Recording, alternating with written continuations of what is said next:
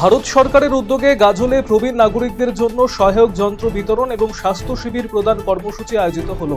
রবিবার শঙ্করপুর সংলগ্ন একটি বেসরকারি অনুষ্ঠান ভবনে এই কর্মসূচিতে চশমা, কৃত্রিম দাঁত সহ বিভিন্ন সহায়ক যন্ত্র প্রদান করা হয়। গাজলের বিধায়ক সহ অন্যান্যরা উপস্থিত ছিলেন। এদিনের শিবিরে প্রায় 400-র বেশি প্রবীণ নাগরিক এবং উপভোক্তারা সুবিধে গ্রহণ করেন। রেলওয়ে কর্মচারী ইউনিয়নের উদ্যোগে রবিবার নিউ মাল জাংশন প্রাঙ্গণে আয়োজিত হল প্রয়াস নামক ম্যাগাজিনের নতুন সংখ্যা। অনুষ্ঠানে রেলওয়ের প্রাক্তন এবং বর্তমান কর্মচারীদের উপস্থিতিতে এক উৎসবমুখর পরিবেশের সৃষ্টি হয়। অনুষ্ঠান ঘিরে প্রাক্তন রেলকর্মীদের মধ্যে ব্যাপক উৎসাহ এবং উদ্দীপনা লক্ষ্য করা যায়। আসন্ন বিধানসভা নির্বাচনকে সামনে রেখে সাংগঠনিক প্রস্তুতিতে জোর দিচ্ছে রাজ্যের শাসক দল তৃণমূল কংগ্রেস। তারই অঙ্গ হিসেবে রবিবার রায়গঞ্জে অনুষ্ঠিত হল জেলা মহিলা তৃণমূল কংগ্রেসের একটি গুরুত্বপূর্ণ সাংগঠনিক বৈঠক।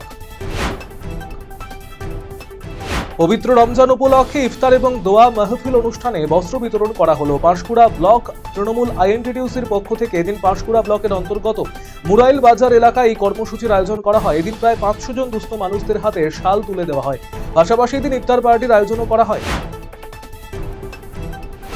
আসন্ন বিধানসভা নির্বাচনে নির্ঘণ্ট ঘোষণার আগেই রাজনৈতিক আবহে সরগরম উত্তর দিনাজপুর।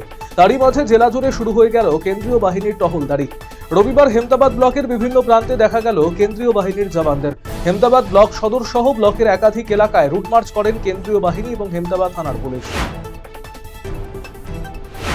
আধুনিক যুগের সঙ্গে তাল মিলিয়ে এবার থেকে কিষানগঞ্জ শহরেও শুরু হয়ে গেল মোবাইল অ্যাপের মাধ্যমে পরিবহন বুকিং এর ব্যবস্থা।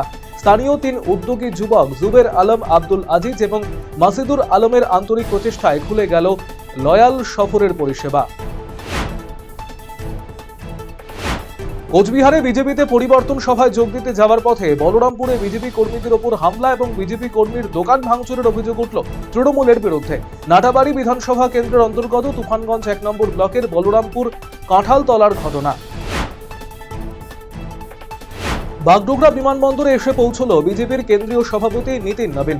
এদিন তাকে স্বাগত জানাতে বাগডোগরা বিমানবন্দরে উপচে পড়ে বিজেপির কর্মী সমর্থকদের ভিড়। ঢাক ঢোল বাজিয়ে এবং ফুলের তোড়া দিয়ে উষ্ণ অভ্যর্থনা জানানো হয় তাকে।